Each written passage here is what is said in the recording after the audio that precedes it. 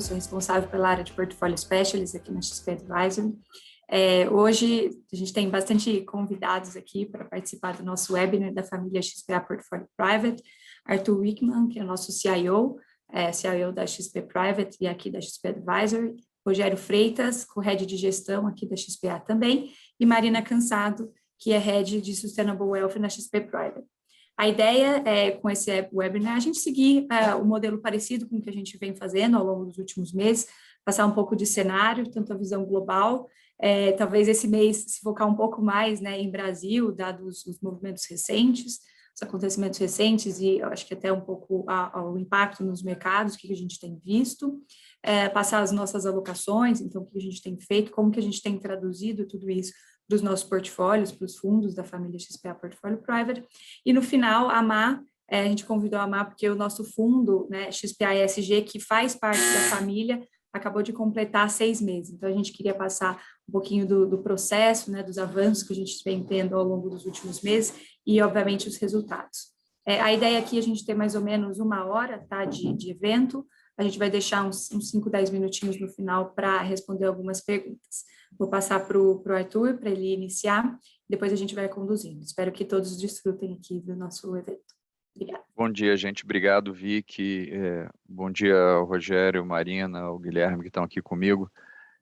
Gente, eu vou pedir desculpa para vocês, eu estou aqui entrando, bagunçando a apresentação normalmente tão bacana e tão competente que o Rogério, a Vicky e a Marina fazem para vocês, mas é que dado o que aconteceu nos últimos 2 dias, nas últimas 48 horas, eu achei que era apropriado, como CIO, vir aqui trocar um pouco de ideias com vocês e ter uma conversa franca com vocês sobre qual é a nossa visão, o que está acontecendo e o que a gente pode esperar daqui para frente, tá?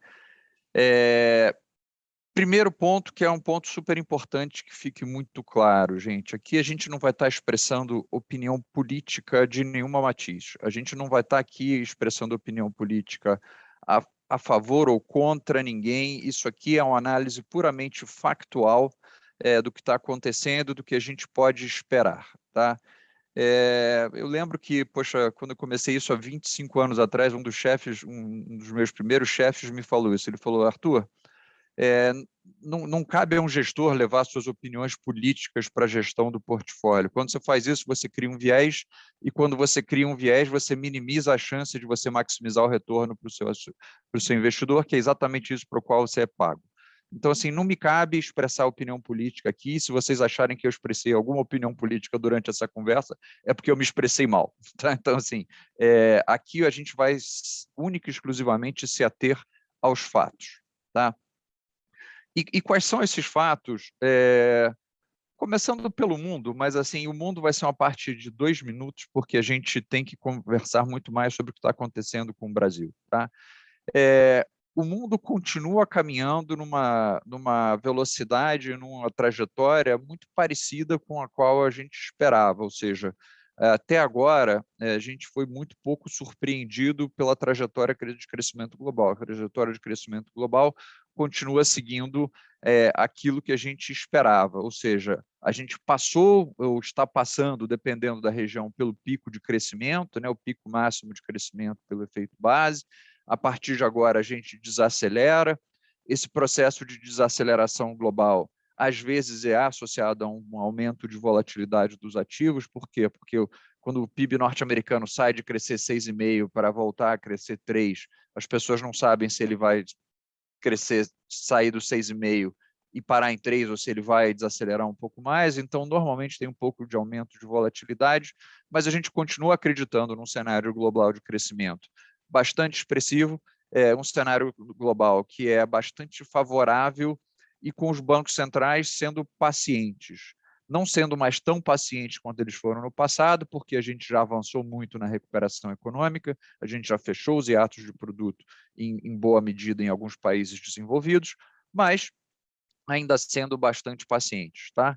E com um detalhe interessante, tá? que está acontecendo agora a nível global, que a gente tinha um padrão muito claro, que era um padrão, você reabriu a economia, você crescia. Aconteceu com a China primeiro, que lidou melhor com a pandemia no final já de 2020, depois passou para os Estados Unidos, que reabriu a economia com o advento da vacina e começou a crescer, depois passou para a Europa, que também com o advento das vacinas, ainda que atrasado, começou a crescer, e aí aconteceu uma coisa surpreendente, que, por exemplo, o Brasil é um exemplo disso, né? O PIB brasileiro tendo surpreendido no primeiro tri desse ano é um exemplo disso.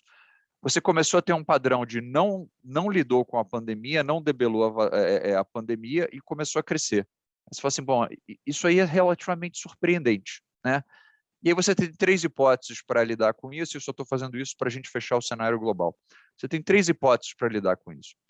Primeiro, você fala assim, olha, é ciclo de commodities, que Brasil, África do Sul, esses países começaram a crescer. Então, poxa, o mundo cresceu, o preço das commodities subiu, o ciclo de commodities está levantando essas economias exportadoras líquidas de commodities. Você fala assim, poxa, isso é uma parte da explicação, mas não pode ser toda, porque países como o México, que exporta um pouquinho de petróleo, mas não é muita coisa, ou a Índia, que é importador líquido de petróleo, começaram a crescer, né? Então, assim, o ciclo de commodities não explica isso. Aí você fala, bom, então vamos para a explicação B. Isso aí é desobediência civil coletiva. O mundo inteiro não aguentava mais ficar em casa, todos nós resolvemos sair de casa e desobedecer as regras sanitárias vigentes, né? Poxa, gente, aí você dizer, poxa, um cara na Cidade do México, o pessoal, entendeu, em Joanesburgo, o outro no Rio de Janeiro, todo mundo resolver desobedecer os seus governos ao mesmo tempo, a natureza humana é parecida, mas isso não explica muito, especialmente porque isso não explica o PIB corporativo, por que o PIB das empresas começou a surpreender para cima. O que eu acho que acontece de verdade, isso é importante para quem pensa daqui para frente, a pandemia, o efeito da Delta e de próximas mutações que haverão, né, assim, existirá uma nova onda de mutações desses vírus, que o que aconteceu é que o PIB digital começou a substituir o PIB real. O que eu quero dizer com isso? Nos últimos 18 meses, a gente começou a criar infraestruturas, né, para poder, mesmo não sendo capaz de circular, para poder exercer nossas necessidades de consumo e de atividade econômica. Tá? Basta pensar no que aconteceu no e-commerce nos últimos 18 meses. Hoje em dia, no Brasil inteiro, em qualquer esquina, você tem uma vanzinha amarela do Mercado Livre. Né? Por quê? Porque comércio é uma coisa na qual você, basicamente, quando você faz uma compra, você quer gratificação instantânea, você não quer comprar um tênis e esperar 2 semanas para chegar, eles investiram em infraestrutura de logística, imediatamente agora você compra um tênis, ele chegou no mesmo dia ou no dia seguinte na maioria das capitais brasileiras. Né? Dá para pensar em telemedicina, que sequer era regulado antes da pandemia, então a gente consegue fazer consulta hoje em dia via celular, emitir receita, o médico emite uma receita, você passa na farmácia, compra. Talvez o exemplo mais icônico disso, né, os 2 exemplos mais icônicos de atividades que eram eminentemente presenciais e que hoje podem ser realizadas à distância ou em casa, restaurante, todo mundo nos últimos 18 meses pediu o iFood ou Rappi do seu restaurante preferido, e a atividade icônica era cinema. Né? Quando a Disney lançou Viúva Negra, nos últimos, deve ter mais ou menos um mês, no fim de semana inicial ela faturou 158 milhões de dólares nos cinemas, nos lugares onde ela estava aberto, e já faturou 60 milhões de dólares no Disney Plus. Né? Então era uma atividade na qual eu pegaria meu filho, levaria ele no cinema, compraria um balde de pipoca, uma Coca-Cola, sentaria lá, assistir o filme, a gente paga, entendeu? Foram, acho que, R$ 30, alguma coisa assim, qualquer que tenha pago para assistir o filme no fim de semana de lançamento com os meus filhos em casa. Então, o PIB digital começou a substituir o PIB real, o que significa que os organismos econômicos hoje em dia adquiriram imunidade ou menor sensibilidade ao vírus mais rápido do que os organismos biológicos. Tá?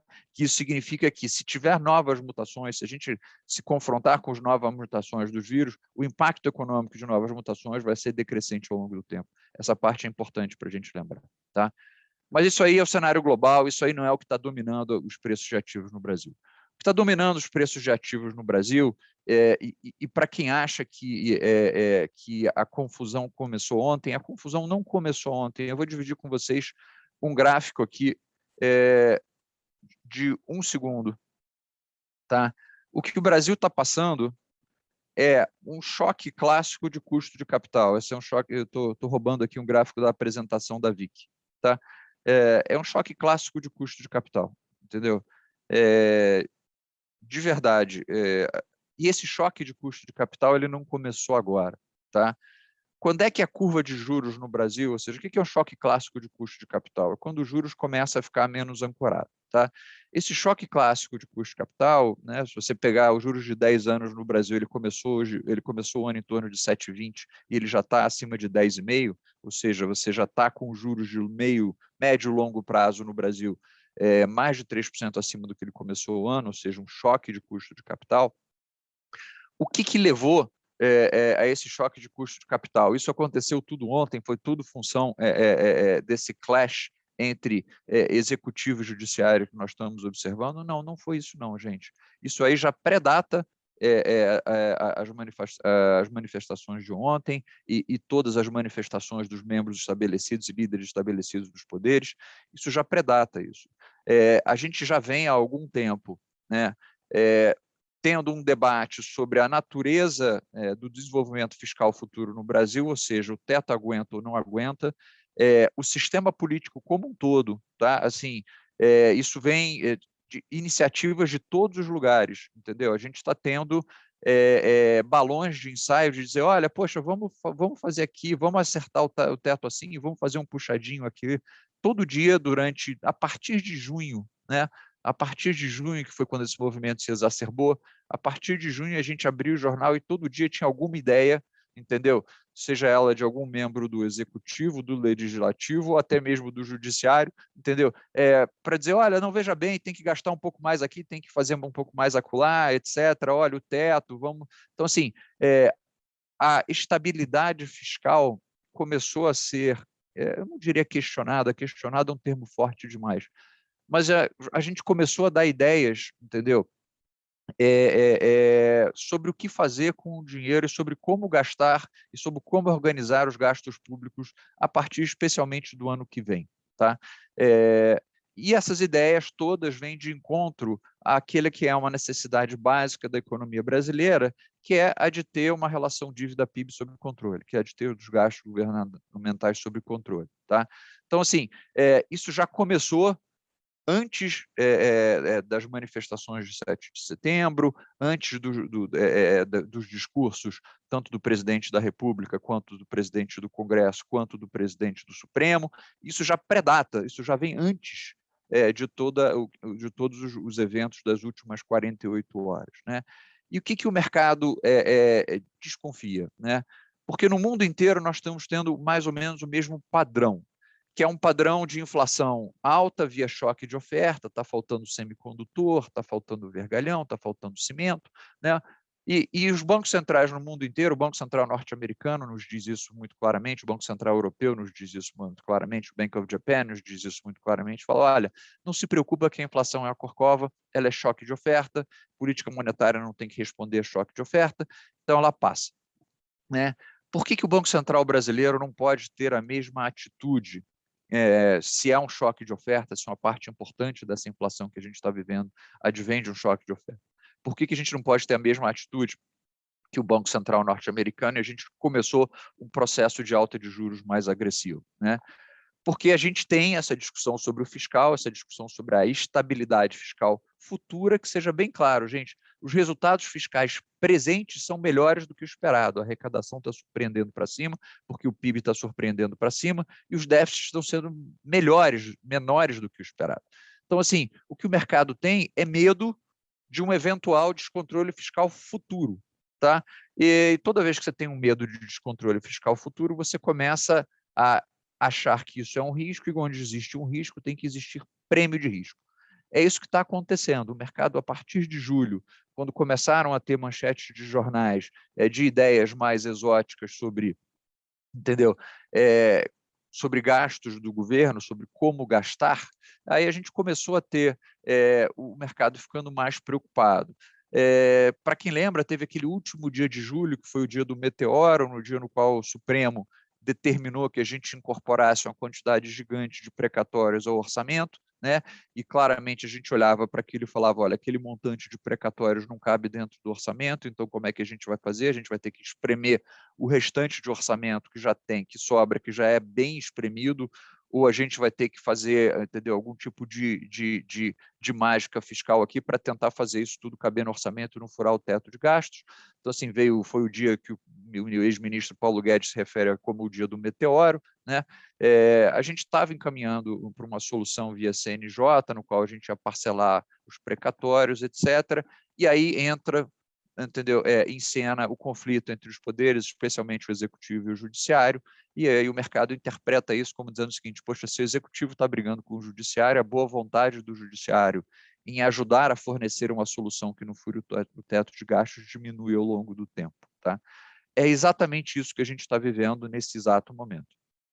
As pessoas olham e falam assim, olha, o choque de oferta o Banco Central consegue acomodar, mas o risco fiscal é um risco que está lá, que está permanente, ou pelo menos parece hoje em dia premente, e esse risco fiscal é mais difícil de o Banco Central acomodar, ele demanda um prêmio de risco, e isso força o Banco Central diz isso com todas as letras na ata, entendeu? Então isso força o Banco Central a reagir de forma mais intempestiva, como ele mesmo coloca, do ponto de vista de política monetária, de tal forma que a gente saiu de um plano de voo que era levar a Selic para o juro neutro e ficar parado no juro neutro durante algum tempo, para levar a Selic, isso dito pelo próprio Banco Central na ata, para cima do juro neutro, manter a Selic acima do juro neutro, e ele coloca lá nos modelos dele de equilíbrio geral alguma coisa em torno de 7,25, 7,5, durante 12 meses, todo ao longo de 2022, você mantém uma taxa de juros estável acima da neutra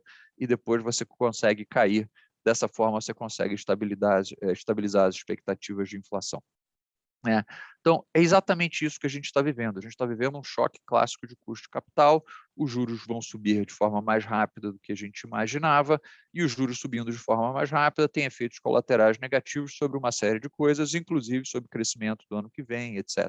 Então, a gente está nesse mundo, a gente está no mundo onde você tem essa dicotomia, que é uma dicotomia eu não vou dizer interessante, porque ela não quero dar uma conotação agradável, mas ela é uma dicotomia particular. A situação atual da economia brasileira é boa. As empresas estão reportando resultados bons, elas estão reportando resultados significativamente acima do esperado, o crescimento vinha surpreendendo acima do esperado, a arrecadação e por consequência, os dados fiscais do governo vêm melhores do que o esperado, e, não obstante, os preços dos ativos continuam sofrendo. Né? Então, assim, quando a gente olha para isso, você fala assim, poxa, mas se o presente está melhor, por que o preço do ativo continua sofrendo? Porque a expectativa de futuro piorou. É exatamente isso. Quer dizer, o mercado está dizendo o seguinte, olha, o futuro vai ser um pouco pior do que o presente. Né? E um pouco pior do que o presente, porque mercados conseguem lidar bem com o risco. O PIB vai ser 5,5, vai ser 5,4, ano que vem vai ser 2, vai ser 1,5, vai ser 2,5, a inflação vai ser 3,5, vai ser 4. A gente consegue, com os nossos modelos, lidar com esse tipo de risco. O que o mercado não consegue lidar com? Com incerteza. Incerteza é tudo aquilo que a gente não consegue, para qual a gente não consegue colocar uma probabilidade. Né? Isso aí já foi criado por um economista de Chicago, chamava Frank Knight, chama incerteza knightiana. Assim, olha, eu não sei o que vai acontecer. E quando você tem um embate entre o executivo e o judiciário, né, a gente entra no campo da incerteza. A gente sai do campo do risco e a gente entra no campo da incerteza. E aí os modelos de precificação de ativos começam a se comportar pior. Né?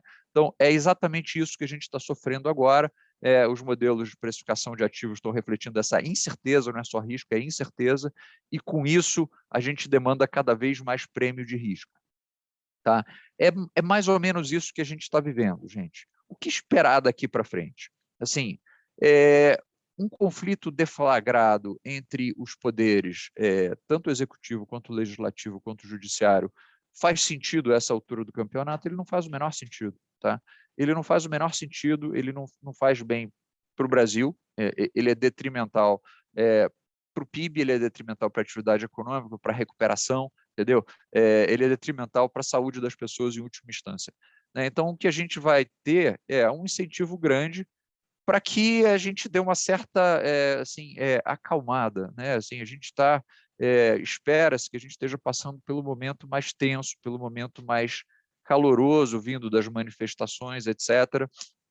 A gente espera que com um pouco de calma e com todo mundo sentando, respirando fundo e sentando numa sala e tentando resolver as suas diferenças, e existem diferenças importantes, não adianta tapar o sol com a peneira, existem diferenças importantes, assim, mas que ao longo do tempo a gente chegue num mínimo de equilíbrio a partir do qual o governo continue sendo funcional, o Congresso continue na sua agenda, a gente já não acredita mais numa agenda ambiciosa de reformas, pelo menos não nesse mandato. Eu acho que a situação já se deteriorou o suficiente para que agendas de reformas ambiciosas fiquem para o próximo mandato presidencial, né?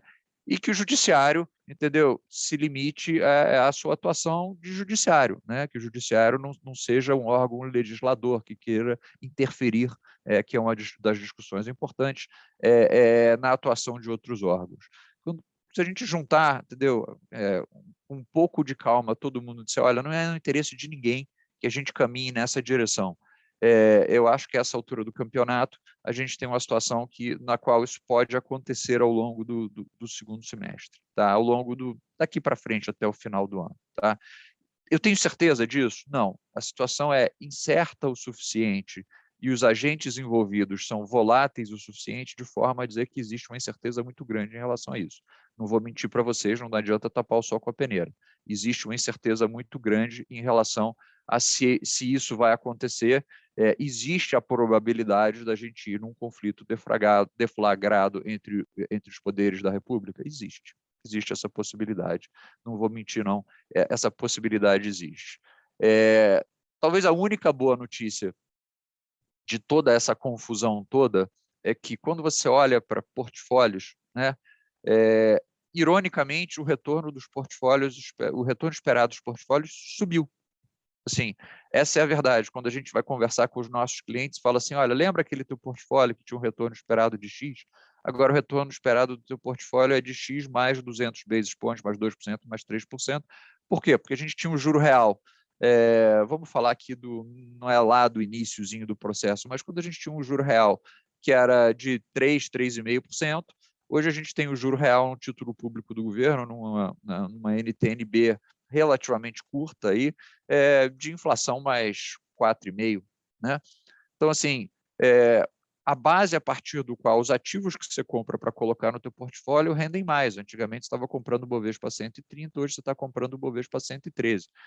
Dado que os lucros não caíram, muito pelo contrário, os lucros estão surpreendendo para cima, por definição o retorno esperado subiu, não caiu, né? Então, assim, é como se a gente tivesse saído, para terminar aqui e abrir espaço para o Rogério e para a Vicky, que vão falar coisas muito mais interessantes do que eu, mas assim, é como se a gente tivesse saído num equilíbrio onde o retorno esperado era menor, porque o risco era menor, para um equilíbrio onde o retorno esperado é maior, mas o risco é maior. Então, assim, a gente passou para um outro ponto, o risco-retorno, onde o retorno esperado dos portfólios claramente subiu, né? É só você ver, a Selic estava 2, está a 5, o juro real estava 3, agora está 4,5, 5, se você pegar o juro muito longo.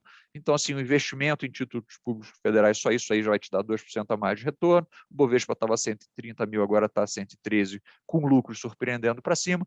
Então, o retorno esperado dos portfólios subiu. Tá? Agora, Arthur, você está dizendo, poxa, isso aí é só metade do copo. A outra metade do copo é que o retorno esperado subiu para refletir um risco maior que a gente está enfrentando daqui para frente. Isso é 100% verdade. Então, a gente está numa situação de risco-retorno mais à direita da fronteira, né? Para quem gosta de portfólios menos arriscados, a gente piorou. Para quem gosta de portfólios mais arriscados, a gente melhorou. Aí depende muito da versão do risco de cada um de vocês. Mas eu paro aqui e passo a bola agora para o Rogério e para a Vicky para continuarem. Gente, super obrigado pela atenção de vocês. Gente, eu vou falar um pouco das consequências disso que o Arthur colocou nos portfólios, o que a gente está fazendo como que a gente está reagindo em função desse cenário. Acho que uma coisa principal aqui, que é pilar do nosso processo de alocação, é a diversificação. Então, a gente sempre tem uma carteira bem diversificada, a gente nunca está all-in em um determinado ativo, seja ou só Bolsa ou só NTN-B. Então, por ter uma carteira bem diversificada e bem descorrelacionada, acima de tudo, isso é um pilar importante. A gente sempre sofre bem menos, dado que a gente tem vários contrapesos dentro da nossa carteira e a gente continua fazendo isso de forma muito disciplinada. Tá? Um outro ponto importante que a gente vem Rogério, fazendo aqui... desculpa te interromper, só coloca a tela cheia, por favor. o pessoal está pedindo. Boa.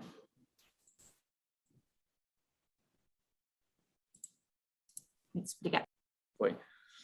Além dessa cesta, né, de classes de ativos na composição do portfólio, de classes de ativos descorrelacionados, que é extremamente importante dentro da composição do portfólio, o outro ponto que a gente vem discutindo muito aqui, que o Arthur colocou muito bem, esse conflito micro, dado que a gente tem um ambiente de incerteza no Brasil, diferente de uma economia mais estável.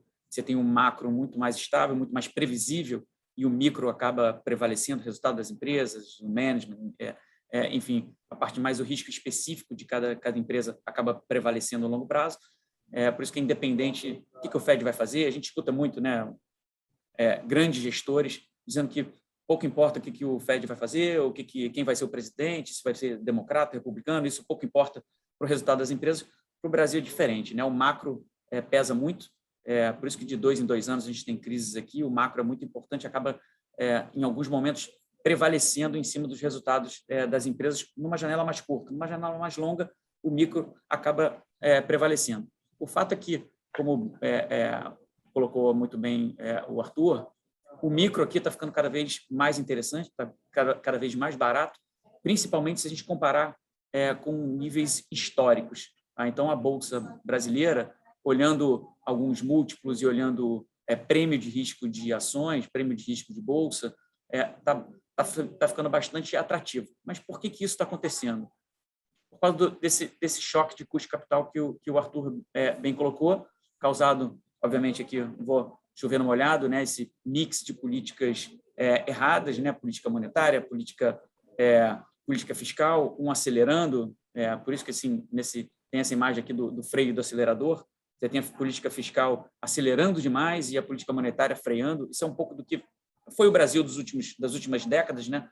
Um mix de políticas erradas, causando um choque de capital, gerando uma incerteza agora, ainda mais nos últimos dias, uma incerteza com relação à parte institucional, que acaba gerando aqui um choque na curva de juros. A curva de juros continua subindo, hoje está subindo, agora está subindo ainda mais, quase 15, 20 bases. Essa curva continua empinando aqui, a partir do ano que vem já está tudo acima de 10%, e subindo aqui, indo mais longo, está quase atingindo 11%.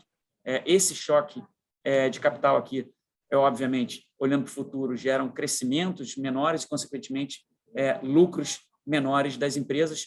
Por isso que a gente vê isso aqui, a Bolsa ficando cada vez mais barata. Então, assim, o que é barato pode ficar ainda mais barato, o macro pode piorar ainda mais, a probabilidade é pequena, mas a gente pode bem ver uma ruptura, algum cenário. Isso é um cenário de cauda, mas a gente pode ver um ambiente político, institucional, se tensionando ainda mais, e a Bolsa, o que é barato, pode ficar ainda mais barato.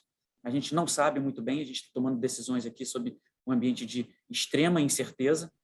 Isso aqui realmente é um território que a gente nunca foi, o caminho que a gente está trilhando aqui. Por isso que assim, a incerteza é muito grande, e dentro desse cenário de incerteza, o que a gente tem feito aqui com relação à parte de renda variável, tá?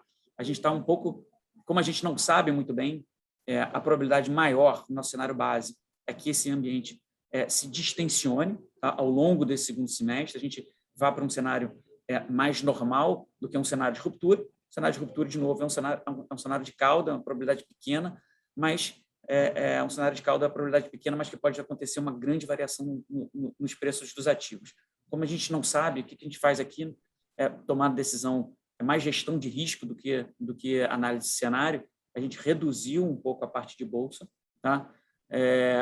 E a gente montou proteções. Então, a gente já tinha uma proteção, uma opção desde o início do meio do segundo semestre para capturar uma valorização da bolsa. A gente via um cenário mais positivo antes do encaminhamento da proposta da reforma tributária, mas logo depois a gente viu uma piora, uma deterioração do lado fiscal, e com risco de um evento de 7 de setembro. A gente não imaginava que ia acontecer o que aconteceu na questão institucional. A gente viu o risco de algum evento de cauda.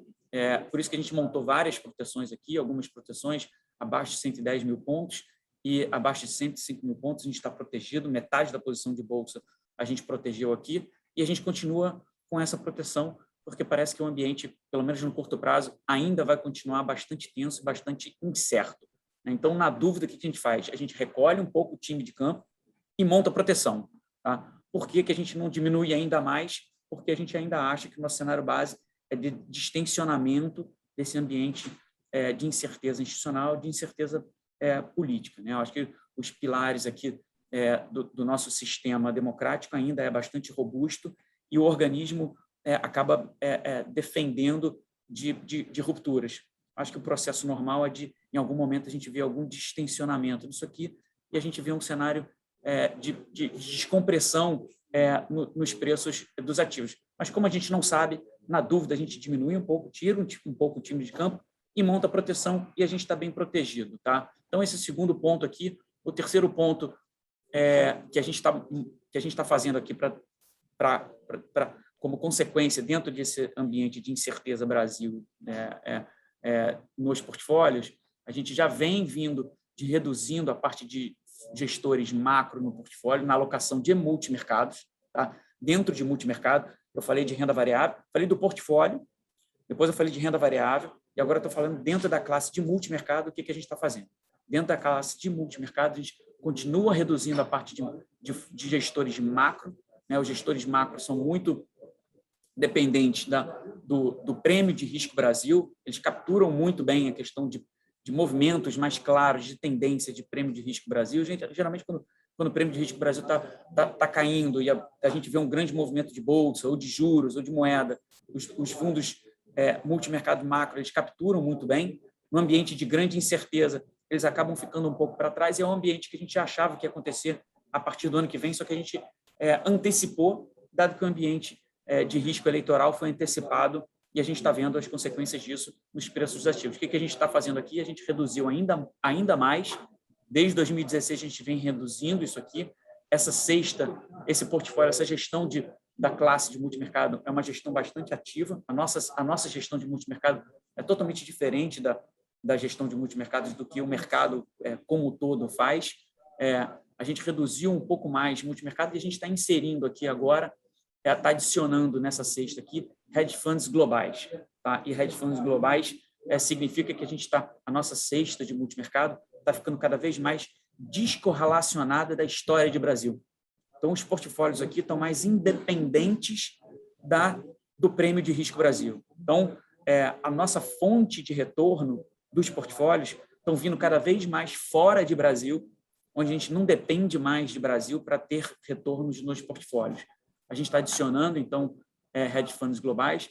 Muito provavelmente, a gente vai dar um segundo passo ao longo dos próximos 2-3 meses, aumentar também um pouquinho mais essa parte de hedge funds globais aqui e diminuir um pouco mais a parte de risco Brasil dentro do portfólio. A gente continua aqui com uma put de dólar, a gente continua com dólar na carteira, mas a gente tinha adicionado e a gente continua com essa put de dólar, dado que a dinâmica de preço do câmbio mudou. Né? Acho que o câmbio deixou de ser um grande hedge dentro dos portfólios, dado a mudança de postura do Banco Central brasileiro. O Banco Central brasileiro está bastante duro, bastante hawkish, né? Ele vem mostrando isso. A gente está indo para uma taxa de juros real de equilíbrio por volta de 4, alguma coisa nesse sentido. A gente está terminando parece que a gente está terminando um ciclo aqui de normalização com taxa de Selic mais perto de 8, e esse mais perto de 8 está começando a fazer, está começando a impactar a taxa de câmbio aqui. Então, a taxa de câmbio, se a gente tiver uma descompressão, acho que o câmbio pode dar uma cedida. Lembrando aqui que no estresse lá atrás, o câmbio bateu quase 6, e hoje, com muito mais estresse, o câmbio está 5,30, 5,35, 5,25, 5,35. Se a gente tiver uma descompressão, ele pode ceder, e isso aqui na verdade, é mais uma proteção do nosso hedge, é quase um hedge do hedge, dado que a nossa carteira ainda continua com o peso de dólar na carteira. Né? Eu acho que é um pouco disso. vou passar para a Vitória aqui para sobrar um pouco mais de tempo aqui para as perguntas e respostas e para a Marina também. Até antes de passar para os resultados, só finalizar um ponto de alocação, que a gente falou, né, bastante de diversas classes de ativos, e do ponto de vista de renda fixa, tá? A gente acho que reconhece que com todos esses movimentos recentes, né, os ativos, né, ficam mais atrativos, né, com taxas mais interessantes, acho que como foi descrito aqui, até o retorno esperado é maior, só que a gente sempre olha o retorno vis-à-vis o risco. Então, como também a gente ainda acha que tem muitas incertezas, né, ou seja, não está tão claro esse ambiente no curtíssimo prazo de descompressão, a gente mantém hoje uma alocação neutra, tá, dentro da parcela de renda fixa, olhando pós, pré-inflação. Claro, a gente analisa aqui diariamente, discute os mercados, então eventualmente a gente pode ajustar essa posição ao longo dos próximos meses, conforme a dinâmica dos mercados, mas nesse momento, tá, por enquanto, até porque se a gente olha assim, ao longo desse ano, a gente veio aumentando, principalmente a exposição em renda fixa e inflação, né, que no final do ano passado a gente encerrou ali o ano com uma alocação relativamente menor. Então, acho que é importante deixar claro também, porque muita gente pergunta, né, então agora não faz mais sentido, né, um ativo com uma taxa mais alta, eventualmente faz, mas qual que é o risco também que a gente sempre analisa aqui, tá? Acho bem importante. Falando um pouquinho de resultados, acho que entrando aqui na família dos fundos tradicionais, né, depois eu passo de previdência, mas acho que a dinâmica foi muito parecida, acho que como a gente vem destacando, os últimos 2 meses, principalmente, foram meses mais desafiadores, né, em termos de mercado.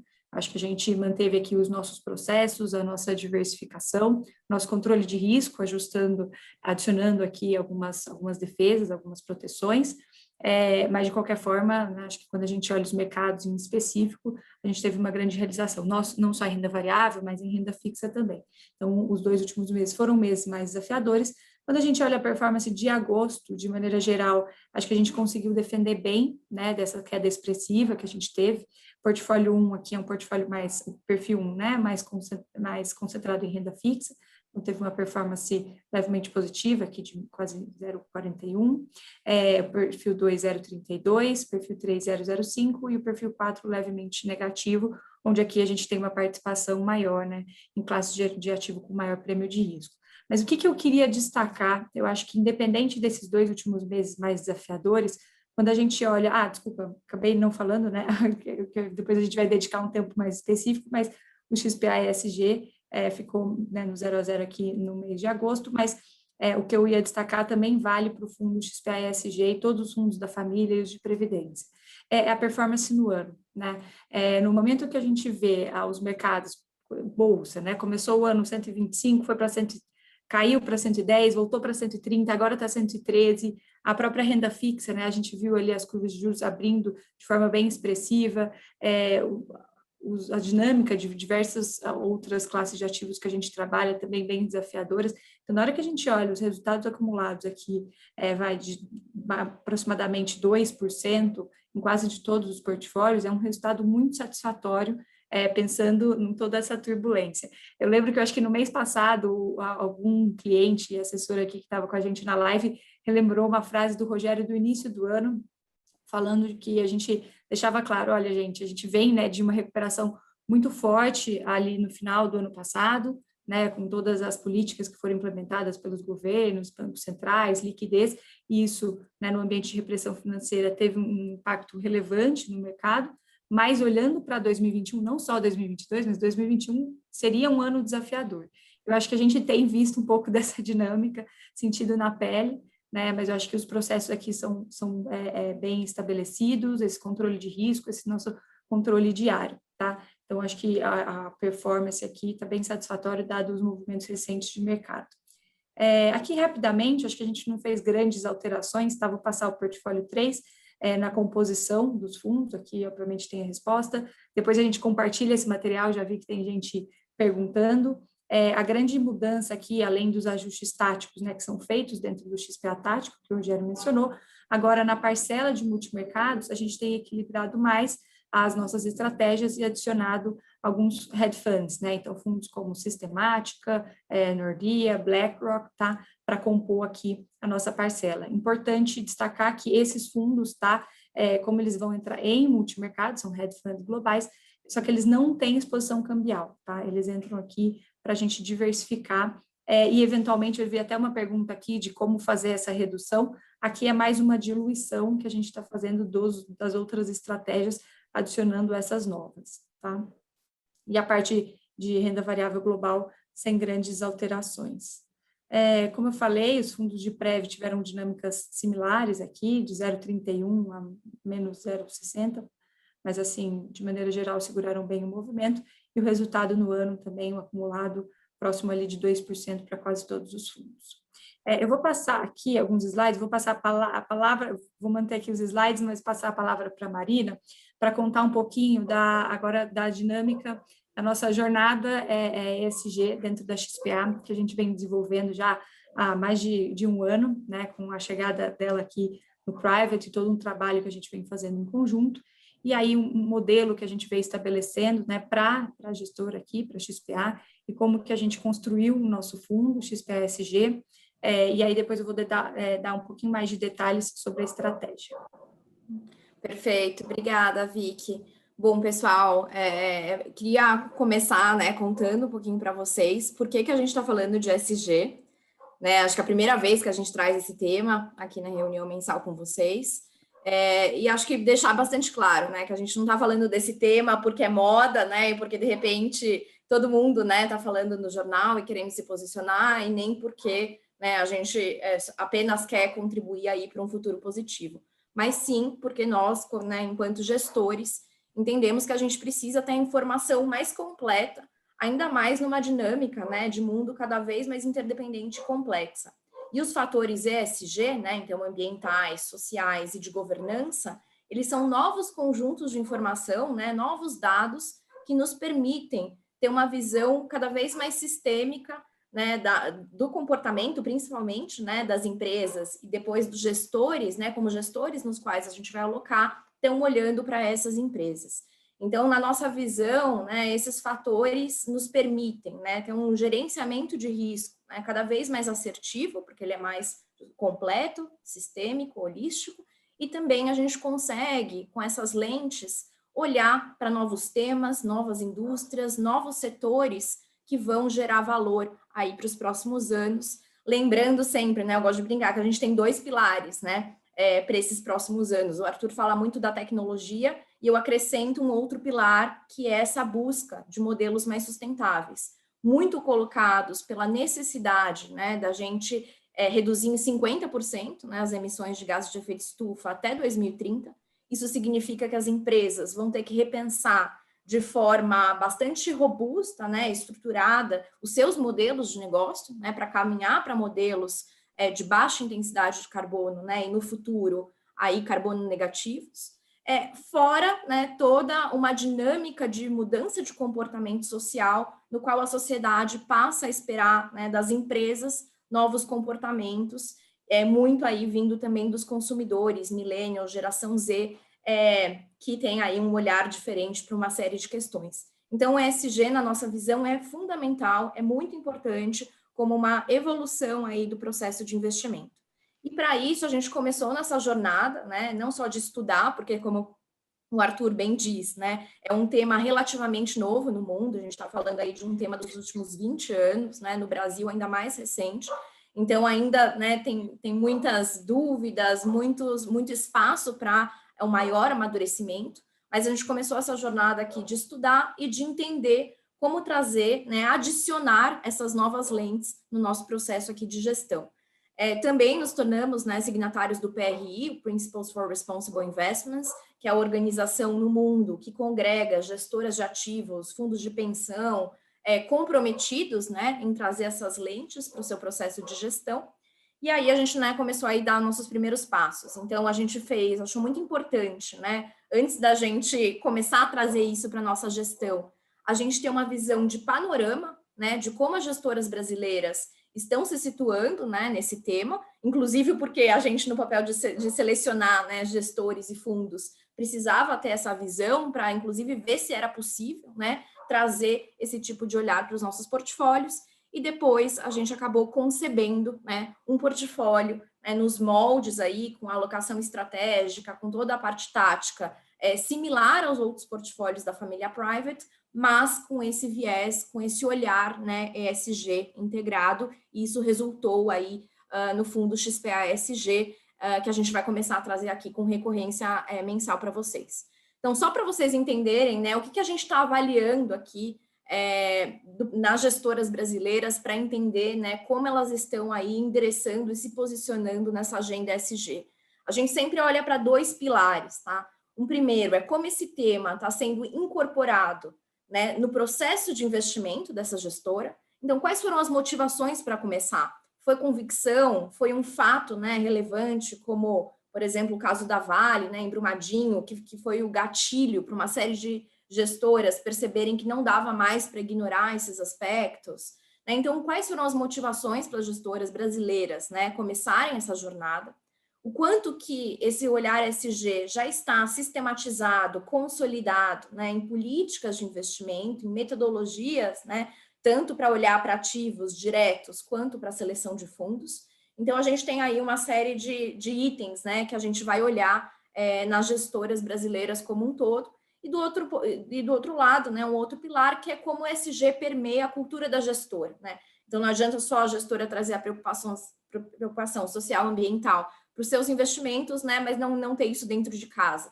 Então, as políticas, a gente tem olhado as políticas de diversidade da gestora, a transparência na governança, o quanto aquela gestora também está se preocupando aí, né, com o seu entorno. Então, tudo isso, né, esses vários itens, né, a gente tem feito um trabalho de due diligence ESG nas gestoras, e a gente tem atribuído aí uma nota para as gestoras em como elas estão, né, nesse processo evolutivo ESG. E a gente acaba classificando as gestoras em aquelas que não começaram essa jornada, então não estão fazendo, né, ainda nada no tema, aquelas que começaram essa jornada, né, estão dando os primeiros passos, estudando, experimentando modelos, aquelas que já estão, né, fazendo isso de uma forma avançada, então tem uma coleta clara de dados, isso está de uma forma muito sistemática já incorporada, né, nas decisões de investimento, e aquelas referência que, em geral, são gestoras globais, como uma Nordea, uma BlackRock, que já estão, né, nesse tema faz bastante tempo, já tem fundos e produtos bastante robustos que incorporam essas lentes, tá? E aí, para finalizar aqui, Vicky, vou deixar com você aí. Isso. Não, aqui é só, assim, como a Má falou, a gente, agora o fundo completou 6 meses, a gente pode apresentar os resultados, então, de forma recorrente, a gente vai trazer, né, o resultado e a composição, e assim, para ficar claro, né, esse fundo ele vai seguir exatamente o nosso processo, né, adicionando essa visão, esse trabalho que a gente tem feito, que, no limite, né, é um trabalho que vai ser incorporado na gestora como um todo. Mas, de qualquer forma, então, a gente está falando do XPA-ESG, que segue ali um nível de risco intermediário, está próximo ao portfólio 3, tá, que a gente tem na família tradicional e de previdência.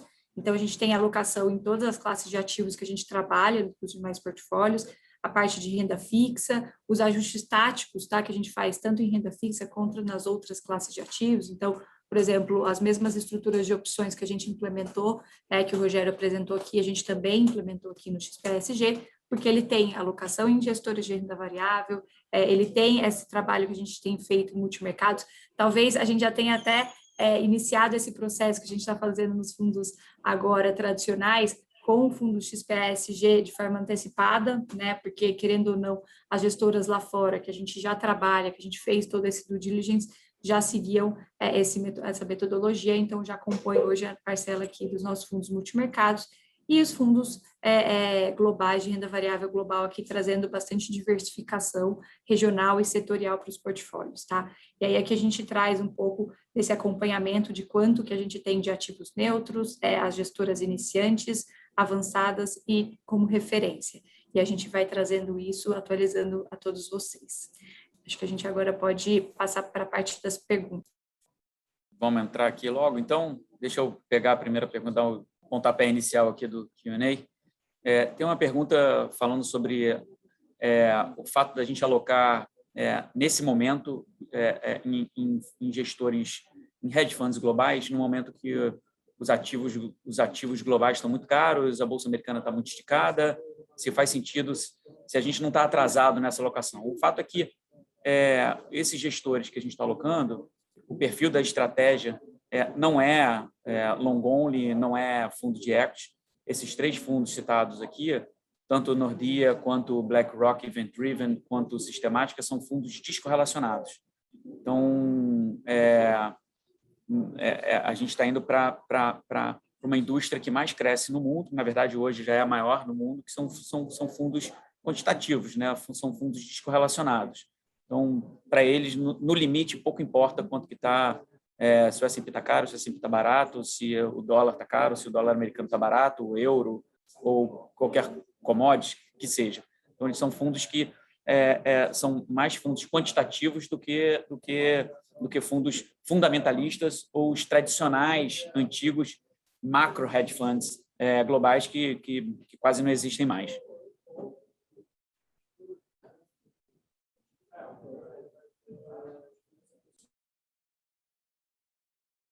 Se alguém quiser pegar uma outra pergunta, tem uma outra pergunta para mim aqui, se vocês não pegaram, eu vou pegar aqui, com relação à China. A gente continua alocado em China, a nossa posição aqui foi uma posição relativamente pequena por muito longo prazo, então, eventualmente, a gente sabia que podia cair entre 20% e 30%, a gente sabe que o mercado acionário chinês ainda é o mercado mais, entre aspas, selvagem, né? É um mercado que ainda está amadurecendo muito, tem muita pessoa física e pessoa física não profissional, e por isso que tem uma capacidade existe uma capacidade de se capturar alfa muito grande no mercado acionário chinês. A gente sabe do questionamento das incertezas que existem estruturais de China, se mudou estruturalmente o retorno esperado do mercado acionário chinês. A gente continua bem posicionado, é uma posição pequena que a gente consegue aturar essa vol aí, a gente está ainda mantendo essa posição e, obviamente, se questionando aqui sempre, discutindo e vendo se alguma coisa mudou estrutural, para eventualmente a gente fazer um ajuste na posição, ficar um pouco under ou qualquer coisa que seja. Mas a gente continua. Deixa eu pegar aqui a pergunta do Gustavo. Não é nem pergunta, ele fala do IPCA aqui em 9,78, que é o quarto pior indicador desde o Plano Real. Gustavo, é verdade, mas se você olhar o CPI nos Estados Unidos, ele é o pior CPI nos últimos 20 anos. Né? Então, assim, na Europa, a mesma coisa. Então, assim, o que existe é que a interrupção das cadeias de oferta no nível global, assim, o mundo parou, né? Então, pararam as fábricas de semicondutores, quando param as fábricas de semicondutores, param as fábricas de carro, porque hoje em dia todo carro leva um chip. Então, assim, parou tudo, né? E aí o preço, né? A gente só você vê os preços dos carros que estão sendo praticados no Brasil hoje em dia, tá? Então, assim, eu não estou tirando aqui a parcela de culpa idiosincrática brasileira de dizer, olha, a gente tem uma parte do problema que é puramente nosso, não. A economia brasileira, pelo próprio padrão de indexação, etc., é uma economia que é mais sujeita a surtos inflacionários, ou seja, essa corcova que o Fed assume que vai acontecer, ele só pode assumir que é uma corcova porque lá a economia não é muito indexada, o aluguel não é indexado à inflação passada, então assim, não tem muito dessa discussão, né? Aqui não, aqui você gera uma primeira inflação e essa inflação começa a se perpetuar ao longo do tempo. É um problema? A crise hídrica nem entrou nessa conta e entrou um pedaço já. A gente já está na bandeira vermelha 2, então a parte desse IPCA que você está vendo aí já tem isso, mas ela não entrou em sua magnitude máxima, caso não venha a chover a partir de novembro, a gente tenha que permanecer em bandeira vermelha 2 e mais reajustes a partir do ano que vem, concordo com você, Gustavo. Não. Se não chover a partir de novembro, a gente está numa situação significativamente mais difícil, especialmente tanto do ponto de vista de oferta de eletricidade quanto do preço dela. E eu acho até interessante essas comparações, né, de IPCA com Ibovespa ou CDI com Ibovespa. Tem outra aqui também, do Ibovespa com CDI. O fato é que se a gente olhar um horizonte um pouco mais, uma janela um pouco mais longa e comparar os nossos gestores, né, por isso que a gente não gosta de comprar Ibov, a gente investe com as melhores equipes de bolsa, a gente acha que os melhores gestores conseguem capturar alfa e gerar Ibovespa mais alguma coisa numa janela um pouco mais longa. Se você pensar em Ibovespa mais 5, Ibovespa mais 10, aí vai, num prazo mais longo, e esse compound aqui, no longo prazo, bate, ou seja, ou CDI, ou IPCA, ou o Ibovespa, obviamente. Tem uma pergunta aqui interessante que eu acho que vai ler um pouco para passar os nossos processos, né? Se a gente poderia comentar as estruturas de opções de hedge, como que funciona, se a gente leva ao vencimento. Bom, a gente sempre brinca que é comprar os nossos guarda-chuva em dias de sol, né? Então, a gente está sempre aqui discutindo o mercado, avaliando os próximos eventos. É óbvio que a gente eventualmente não vai acertar todos, né? Mas a discussão aqui eu acho que é muito rica e se a gente estiver um pouco mais preocupado, a gente vai acionar alguma dessas estruturas e, claro, condizente com o preço, né? Então, seja a gente vai comprar uma estrutura, por exemplo, uma put, né, apenas, a gente vai fazer uma put spread, alguma forma de financiar essas estruturas mais recentes, a gente vendeu uma call fora do dinheiro para financiar, ou seja, para baratear, e aí, dependendo da dinâmica do mercado, a gente pode recomprar algumas pontas, né? E aqui não tem, acho que, uma regra exata, né? Se a gente leva até o vencimento ou não.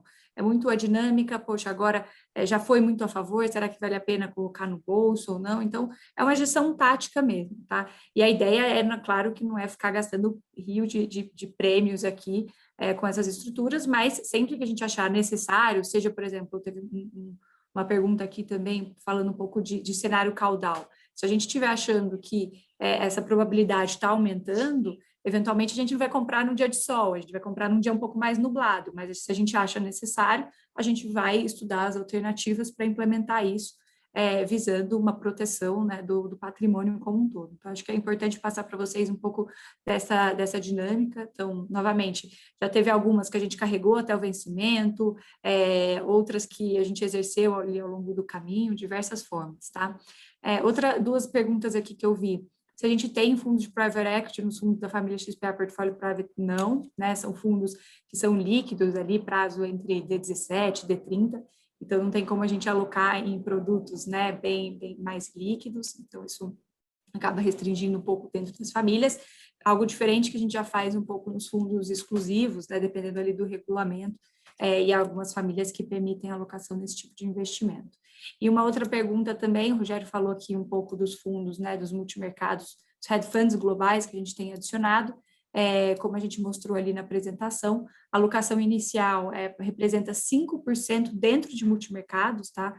Então, olhando a composição dos multimercados, que aí vai variar para os diferentes níveis de risco, a gente está fazendo uma inclusão nesse primeiro momento de 5%, e a ideia é aumentar isso, levar eventualmente para 10% até o final do ano, porque já era uma estratégia que a gente vinha discutindo, mirando 2022, né, um ambiente de maior volatilidade, a gente ter essas estratégias descorrelacionadas, que eu acabei nem citando, mas as estratégias descorrelacionadas que a gente já tinha no portfólio, né, elas têm auxiliado bastante nesses meses mais desafiadores que a gente tem passado, tá? Então, acho que é bem importante passar um pouco dessa mensagem.